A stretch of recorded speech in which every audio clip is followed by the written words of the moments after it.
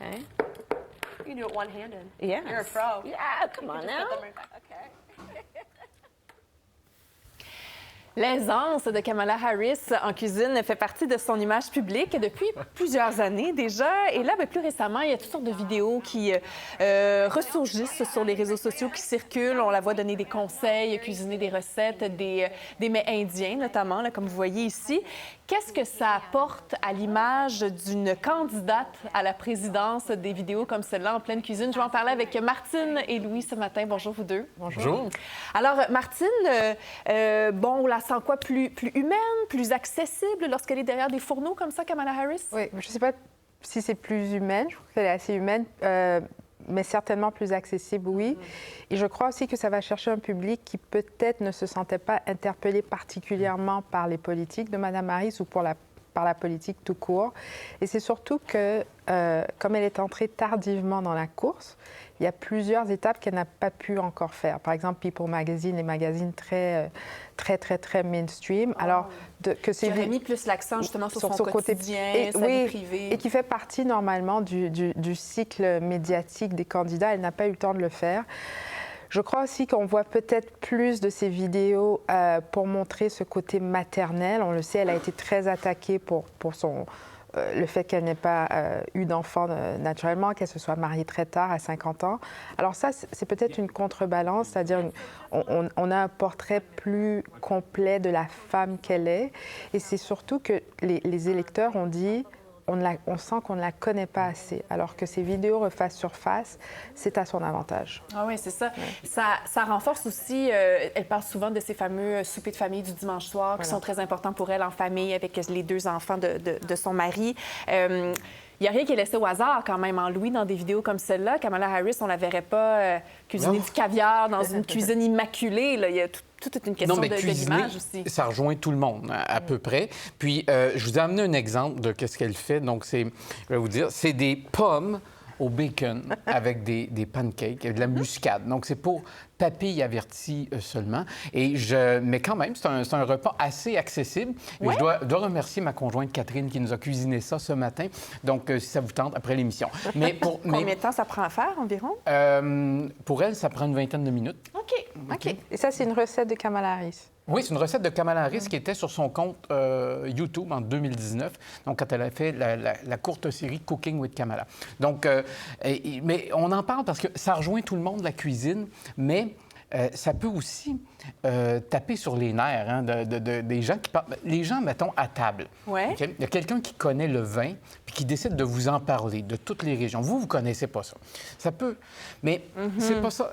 Il y a un danger quand même pour Kamala Harris de paraître trop élitiste, par exemple. Mais ce danger-là, elle l'évite parce qu'elle fait des pommes au bacon. C'est ça. Elle fait de la dinde. Fait des côtelettes de porc. J'ai hâte de voir sa recette de pâté chinois, ça m'excite. Donc, mais c'est important. Ou de tourtière. Ou de tourtière, c'est ça. Bon, Des recettes de sa famille aussi, justement, du côté indien. Oui, quand même, ça aussi. Puis l'importance d'être authentique. Puis quand on la voit là, dans l'image, c'est quelqu'un là, vraiment qui a l'air passionné, qui rit, bon, qui a du plaisir. Puis il y a des choses qu'on ne peut pas faire sans être authentique. Par exemple, jouer de la musique, par exemple, pour les politiciens, mais même cuisiner. Vous apportez une photo de Chuck Schumer, le leader de la majorité démocrate au Sénat, et qui fait du barbecue cet été. Alors, regardez-le. Des boulettes de viande crue sur lesquelles il a déjà mis son fromage. De toute évidence, il n'est pas en train de faire des boulettes de viande. Donc, puis de toute façon, le rond est fermé de ce côté-là. Ça n'a pas de sens. Donc, on sent moins l'authenticité que lorsque Kamala Harris casse un œuf avec une seule main. Moins d'aisance aussi, on dirait. Donc voilà, cette photo-là a été retirée, soit dit en passant, du réseau Twitter. Oui. Ça fait partie donc des initiatives qui peuvent être prises pour adoucir l'image aussi d'une certaine façon, montrer un côté plus intime. Et parmi les autres stratégies qui peuvent être faites, on voit souvent des photos de famille, des photos avec les enfants, avec les animaux domestiques aussi. Oui. Puis Martine, ça, à travers l'histoire, justement, on pense au chat de Bill Clinton, notamment. Oui, ça a souvent été utilisé. Oui, Sox, il y a une photo assez iconique où il est sur le podium, qui est le chat d'ailleurs des Clinton. Oui, sur le podium dans la salle de presse à la Maison-Blanche, mais ça remonte depuis longtemps. C'est-à-dire qu'Abraham Lincoln a été le premier président à justement mettre de l'avant ces animaux domestiques. Donc là, on parle de la des années 1800. Et puis, à travers le temps, il y a toujours eu les animaux domestiques qui prenaient la place. Donc, ça fait partie encore de cette carte postale, si on veut, présidentielle. Évidemment, les Obama avaient fait... Le chien de Barack le chien de, Obama, oui, ben parce oui. que pendant toute la campagne, en fait, il en parlait. Et le soir de son discours de victoire en 2008, il a dit à ses filles, vous avez mérité votre chien.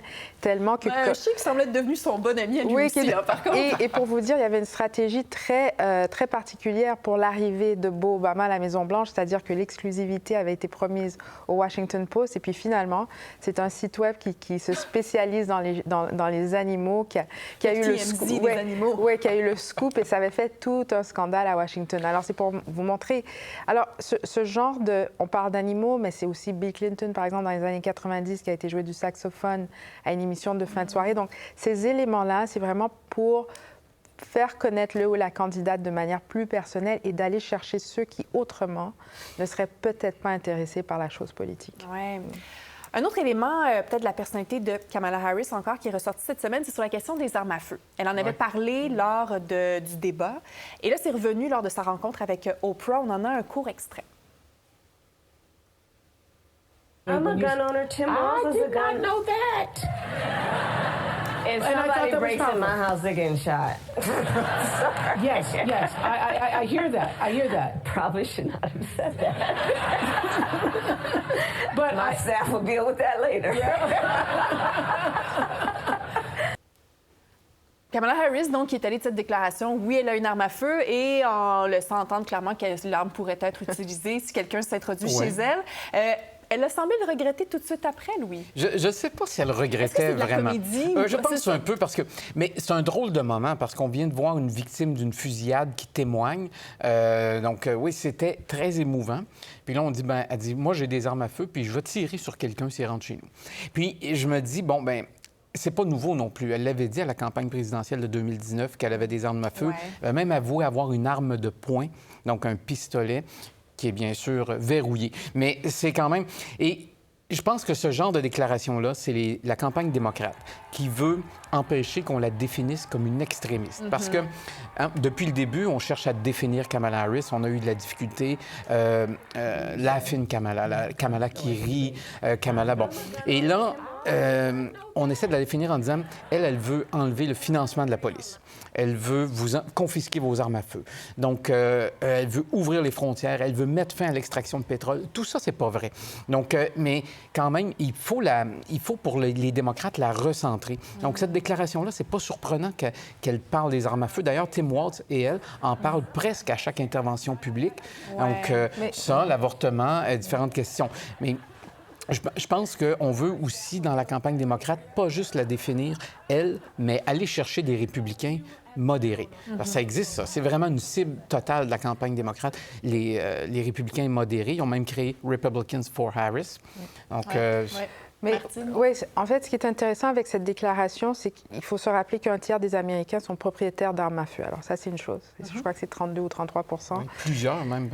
Oui, et armes, plusieurs armes. Mais et le combat du contrôle des armes à feu ou de la législation sur les armes à feu, le message n'est pas de dire vous n'avez pas le droit. C'est de dire, c'est les armes d'assaut qui ne peuvent pas être vendues dans les Walmart de ce monde, par exemple. C'est ce qu'on essaie d'arrêter. Et surtout, c'est de faire les vérifications sur l'état mental, etc. Ouais. Alors, c'est l'exemple parfait. C'est de dire, oui, vous pouvez avoir des armes à feu, comme tu l'as bien dit, verrouillées, etc., mais pas des armes d'assaut. Et justement, c'est de montrer que c'est possible. On n'essaie pas de vous enlever vos droits constitutionnels. On essaie tout simplement d'encadrer la loi. Donc, le message, pour moi, c'est surprenant pour plusieurs démocrates de l'avoir entendu dire ça, mais en même temps, c'est une réalité, parce que c'est vraiment un tiers des Américains quand même. Je comprends. Donald Trump, cette semaine, il a causé la surprise lorsqu'il a dit qu'il voulait se rendre à Springfield au cours des prochaines semaines. En fait, encore une fois, un extrait. This is a little beautiful town. No crime, no problem. 32,000 illegal immigrants come into the town, 32. they've got to get much tougher. I'm going to go there in the next 2 weeks. I'm going to Springfield and I'm going to Aurora. You may never see me again, but that's okay. Got to do what I got to do. Whatever happened to Trump? Well, he never got out of Springfield.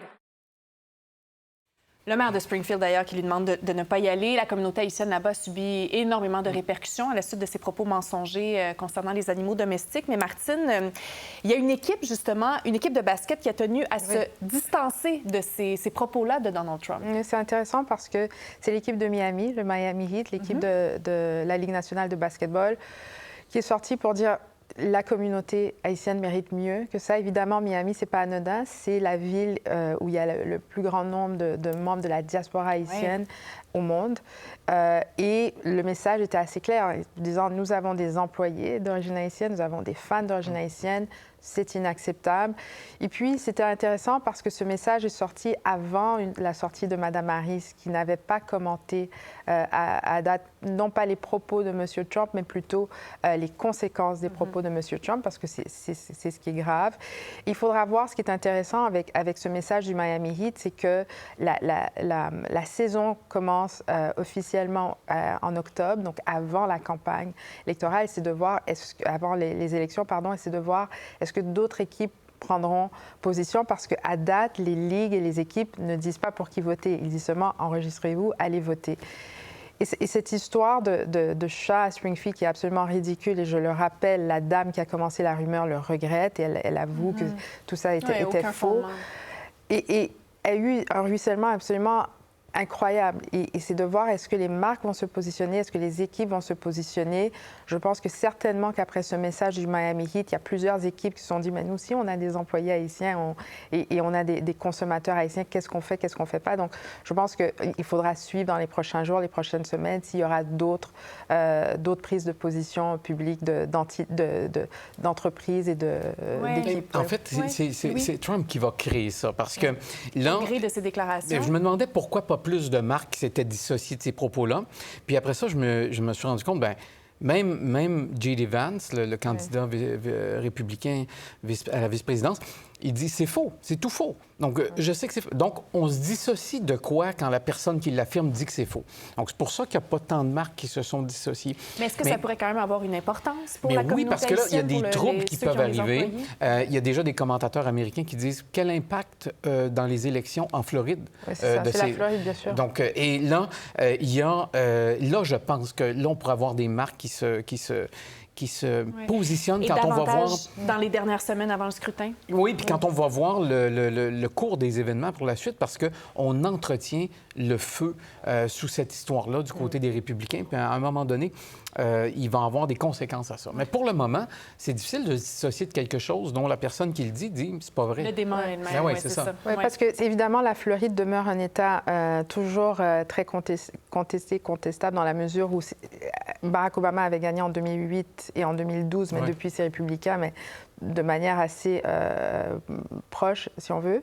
Et là, c'est de voir si le groupe Haitians for Biden, Haitians for Harris versus Haitians for Trump, lequel des deux sera plus mobilisé. Et ça va probablement faire sortir le vote. Donc, est-ce que la Floride deviendra démocrate à cause de ça? Peut-être. Il y a près d'1 million d'Haïtiens en Floride. Oui, est-ce que la colère sera assez grande? Effectivement, mais on va garder un œil là-dessus. Assurément, les positionnements des marques, justement, dans les prochaines semaines. Martine, Louis, merci beaucoup. Merci, tout particulier à votre tendre moitié, voilà, pour le déjeuner. Merci beaucoup. Merci. Au revoir. Pour voir nos émissions en entier, rendez-vous sur la chaîne Ici RDI.